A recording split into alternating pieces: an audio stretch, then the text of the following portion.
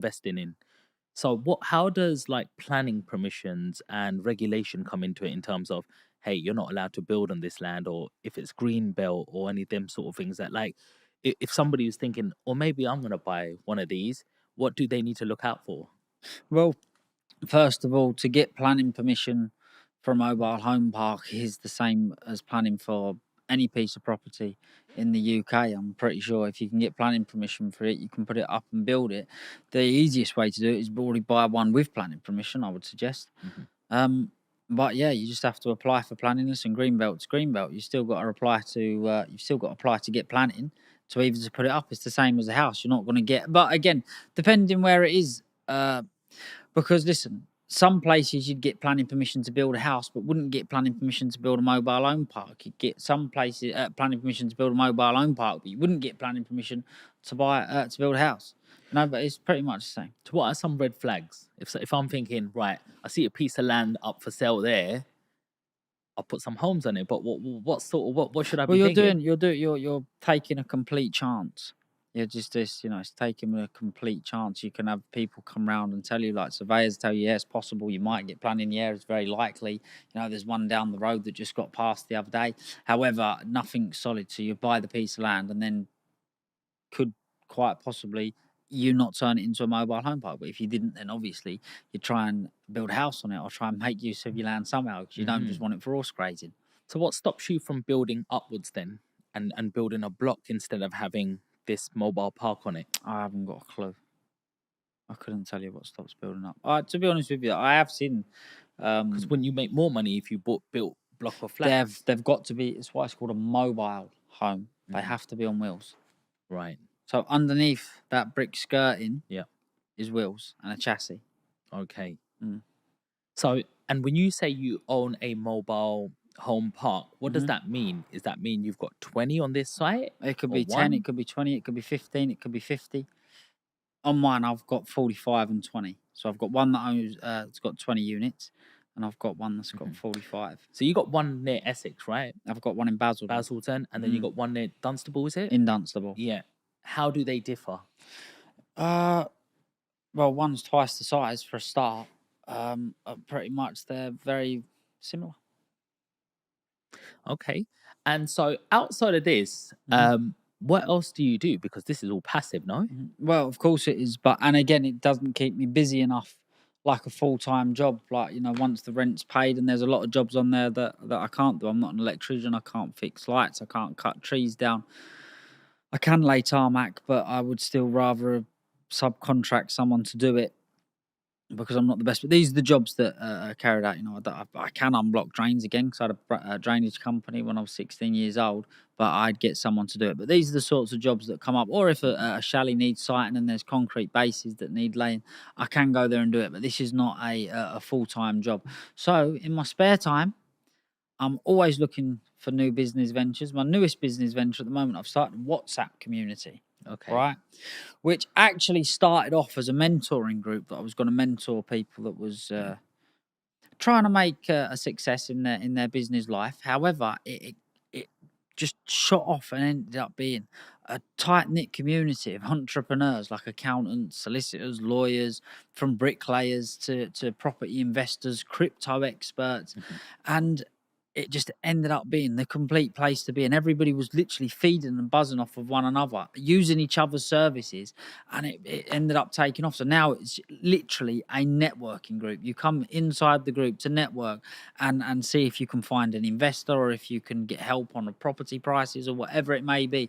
For example, if you wanted to buy a property in the middle of London today, you will get 5 different opinions on how much they value it, whether it's a good buy, what you'd get R2R in it, or whatever it may be.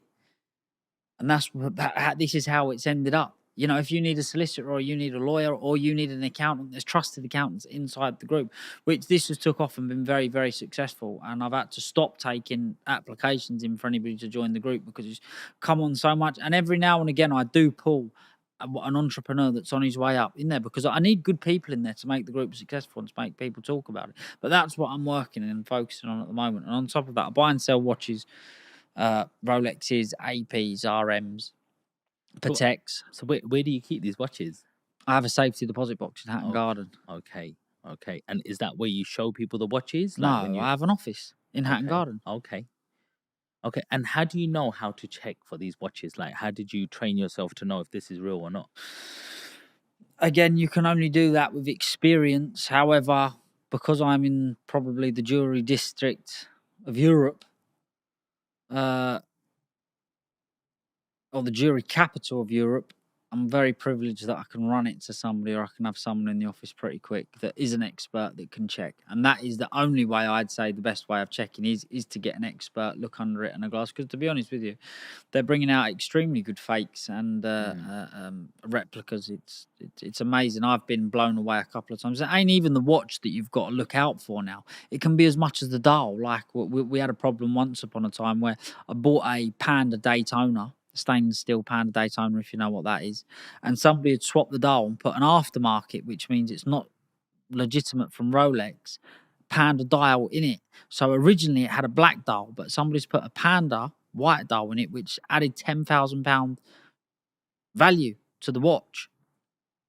It's gone through 2 or 3 hands and ended up coming back to me. But these the people I sold the watch to, you could say, "Oh, do you know, they never changed it," because I sold it to friends and I know like how it left, and we've got photos on it exactly. And somebody actually changed the dial, and it went through 2 or 3 hands before somebody even noticed.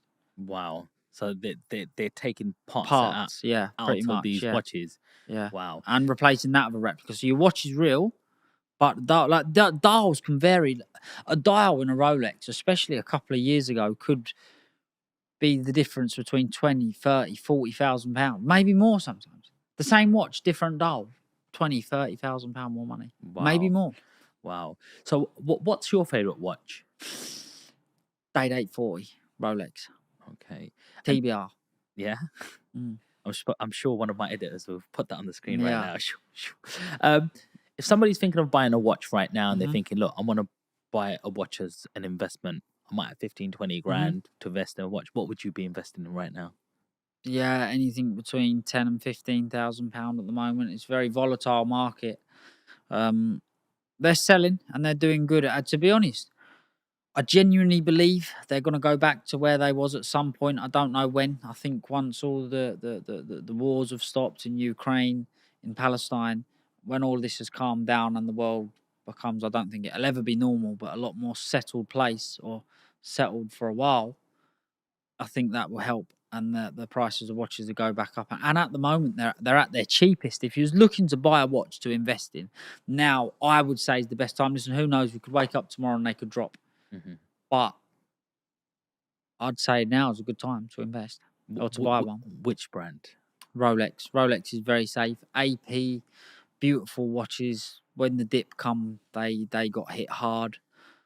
I actually, I believe that RM. I believe that one day they was just going to go pop. We've seen this before. With Frank Muller was very popular in England. Now you very very very very very rarely see one.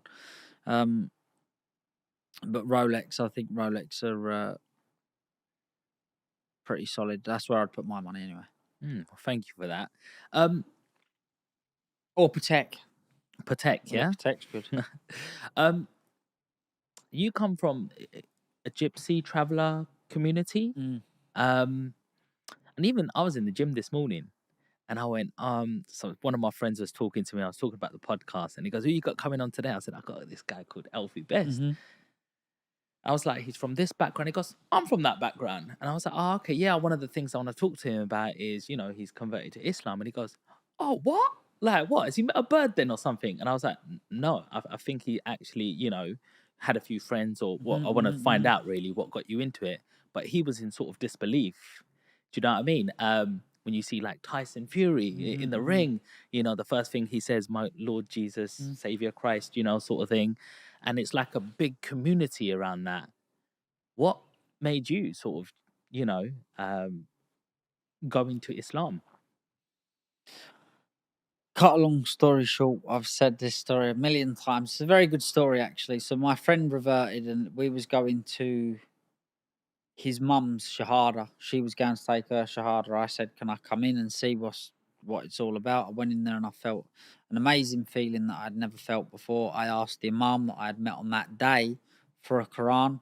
I took a Quran, I started reading it, and I really enjoyed it. I read it twice, and after I read it twice, I went and took my Shahada. And but I was very compatible with everything that was in the Quran. I um, was very impressed by it, and ever since I've done it, it's helped me an awful lot. Have I sinned? Do I sin? Yes, of course, but I will get my head on the floor and I will pray and I will ask for forgiveness, and hopefully on my day of judgment, that's enough. And I want to spread peace in the world. That's what